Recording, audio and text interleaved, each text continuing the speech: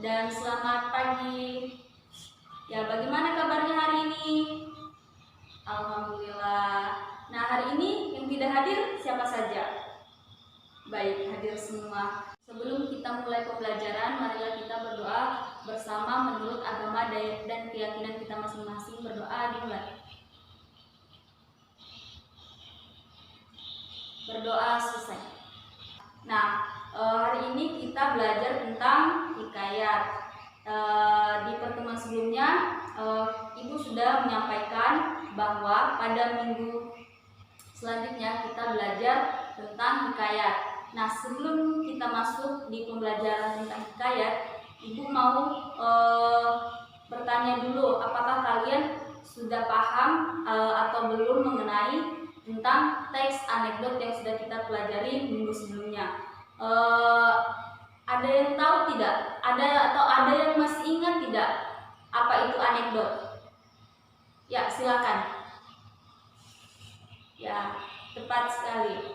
Nah, jadi teks anekdot itu adalah cerita singkat yang menarik karena lucu, yang berupa kritikan-kritikan sosial tentang kehidupan sehari-hari. Jadi dari apa yang Ibu sampaikan di pertemuan sebelumnya, kalian sudah mengerti, kalian sudah paham apa yang telah Ibu sampaikan.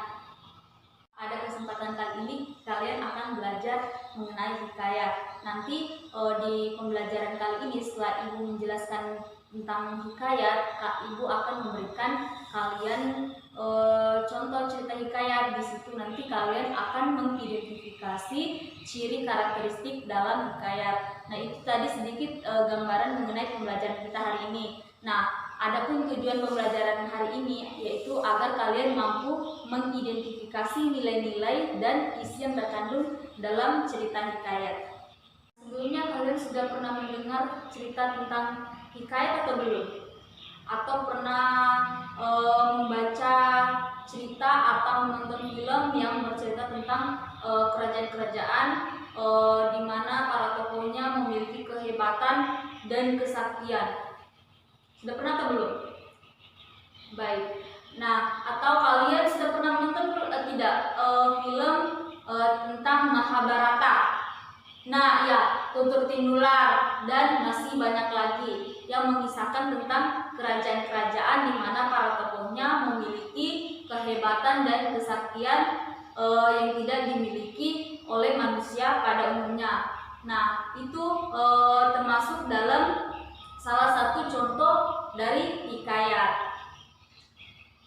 Jadi, cerita hikayat yaitu merupakan salah satu cerita prosa lama yang mengisahkan tentang kehidupan keluarga istana, di mana para tokohnya memiliki kekuatan supranatural dan juga kesaktian yang tidak dimiliki oleh manusia pada umumnya.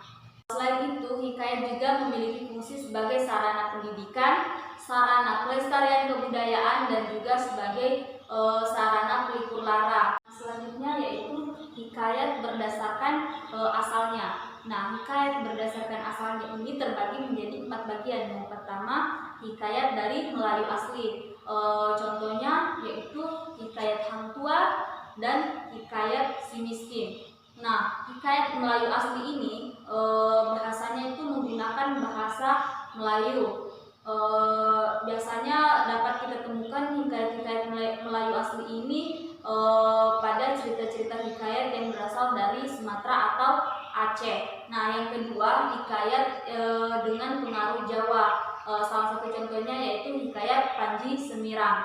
Nah, yang selanjutnya adalah hikayat pengaruh dari Hindia. Nah, seperti yang kalian ketahui, cerita hikayat yang pengaruh dari Hindia yaitu ada Mahabharata, Ramayana, dan lain sebagainya. Mungkin kalian sudah tidak asing pada cerita-cerita Mahabharata.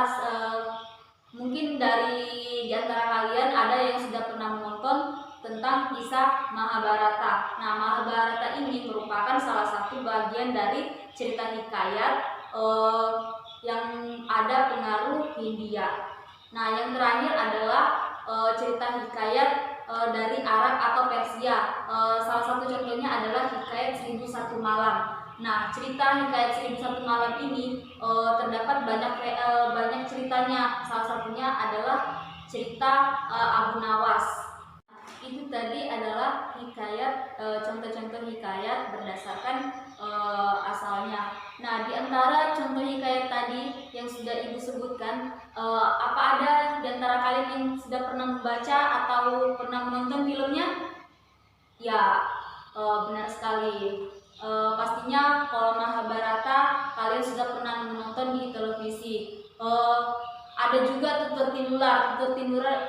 Tutur Tinular itu merupakan salah satu contoh hikayat juga yang ada pengaruh dari Hindianya, seperti itu. Nah, selanjutnya adalah ciri karakteristik hikayat.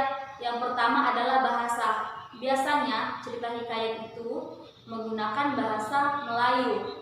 Mengapa menggunakan bahasa Melayu? Karena pada zaman dahulu pada karya sastra sudah terlebih dahulu menggunakan bahasa Melayu klasik. Makanya karya sastra terdahulu, apalagi salah satu contohnya ini adalah hikayat, lebih menggunakan bahasa Melayu. Ciri karakteristik hikayat selanjutnya yaitu istana sentris. Mengapa istana sentris? Karena pusat ceritanya yaitu berlatar di istana, karena cerita hikayat berceritakan tentang kehidupan kerajaan.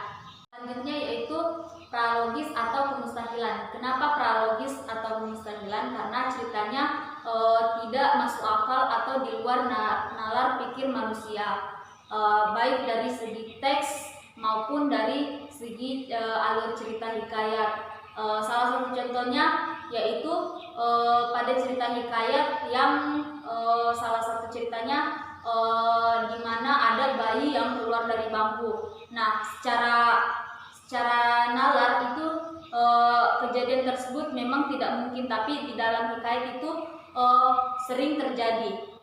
Selanjutnya yaitu bersifat statis.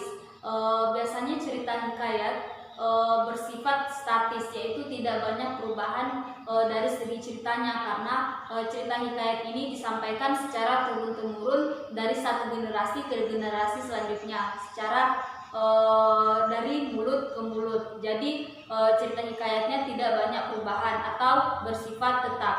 Nah, selanjutnya adalah anonim. Anonim yaitu pengarangnya tidak diketahui. Misalnya sebuah cerita hikayat disampaikan secara turun-temurun dari satu generasi ke generasi selanjutnya, sehingga siapa penciptanya atau siapa pengarang dari cerita hikayat tersebut tidak ada yang tahu. Nah, selanjutnya adalah cerita berbingkai.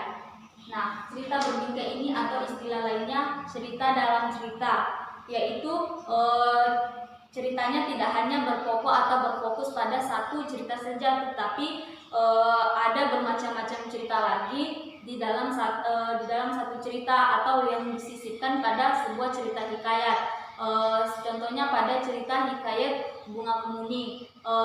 Hikayat Bunga Kemuning ini tidak hanya menceritakan si Putri Kuning saja, tetapi juga menceritakan kesembilan putri saudara dari si Putri Kuning tadi, di mana setelah si Putri Kuning meninggal gara-gara kesembilan saudaranya itu tidak sengaja memukul kepalanya sehingga si Putri Kuning meninggal. Nah, di sini juga diceritakan di mana raja yang merasa kesepian karena si Putri Kuning sudah tidak ada, sehingga raja mengirim ke 9 putrinya untuk belajar ke luar negeri agar mereka tidak bermalas-malasan. Nah, dari cerita tersebut dapat diketahui pada cerita Bunga Kemuning itu tidak hanya menceritakan tentang si Putri Kuning, tetapi juga menceritakan ke-9 saudara dari si Putri Kuning juga. Nah, seperti itu. Nah, dari penjelasan Ibu tadi ada yang kurang kalian pahami atau tidak kalian mengerti, silakan ditanyakan. Ya, sudah paham? Baik, kalau tidak ada yang ingin bertanya, Ibu lanjutkan ke materi selanjutnya, yaitu nilai-nilai yang terkandung dalam hikayat. Nah, nilai-nilai yang terkandung dalam hikayat ini yaitu ada nilai religius, nilai sosial, nilai budaya, nilai moral, dan nilai edukasi.